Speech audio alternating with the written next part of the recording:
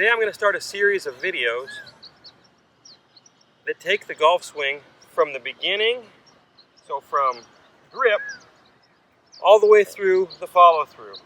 It'll probably be a 4 or 5 part series. And in this series, what I hope to accomplish is I hope to show you what to do and give you a series of drills to help you overcome some of the difficulties you're having with the golf swing. So in today's lesson, I want to talk grip and takeaway.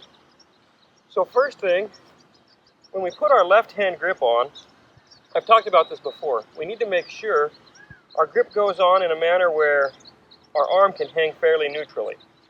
So I don't want you to have to really force your arm to rotate. So for someone like me, who, if I relax, you can see my arm hangs about like that. So I want to have my grip on the club so that I can look down and see 1, 2, maybe even the third knuckle. Now here's the next part that's really important. It's where the club is in my grip. So I don't want the club down in my palm.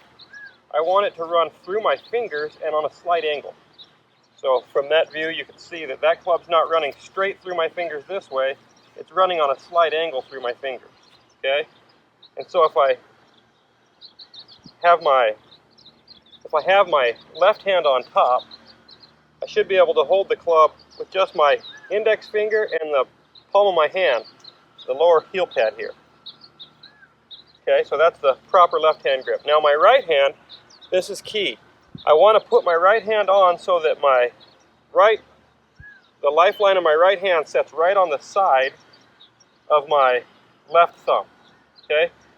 And my right hand also is on so that the club runs through my hand on an angle. So you can see that club's running through my hand on an angle. It's not running through my fingers straight through it. It's not way down in my fingers. It's not up in my palm.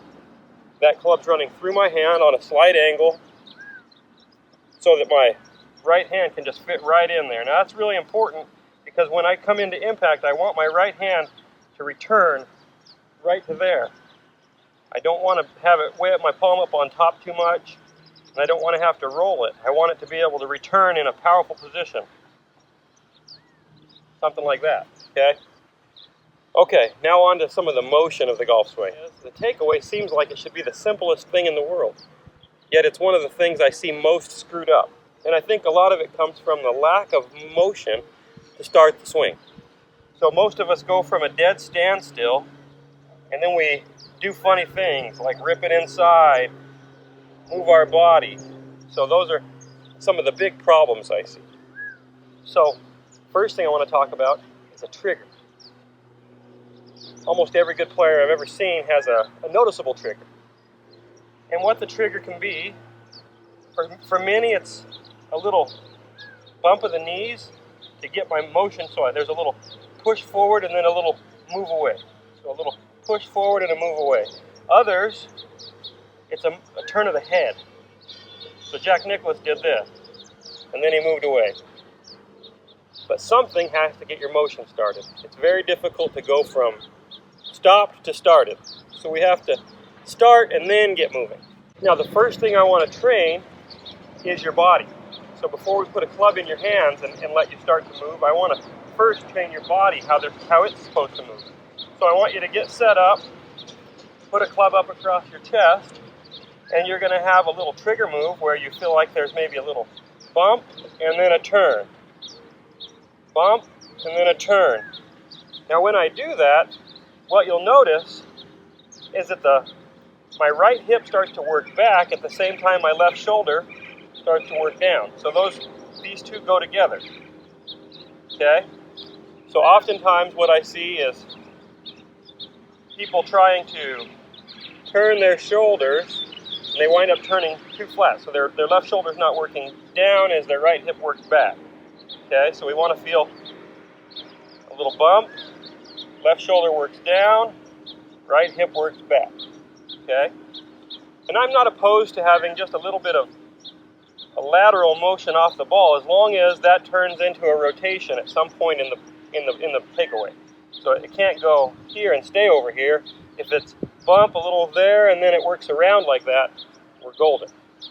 So once we feel that, Now let's put a golf club in hand. So I've set up here my target line and a little swing plane. So if I'm doing things correctly, the golf club should never get on this side, so on the bottom side of that swing plane. So if I give it a little bump and I start back by making my left shoulder kind of work down as my right hip works back, what you'll see is that club is pointing right on the target line for the first part of my backswing. So until the butt of the golf club gets out about even with my legs, there's really not much happening with my hands. So it's a little bump and turn. Bump, turn. Now if you're one of those players who upon starting tends to get the club moving too much to the inside or too much to the outside, I've got a couple of quick drills I want to give you. So number one, you can take a golf club, stick it in your belly, and grip down on it.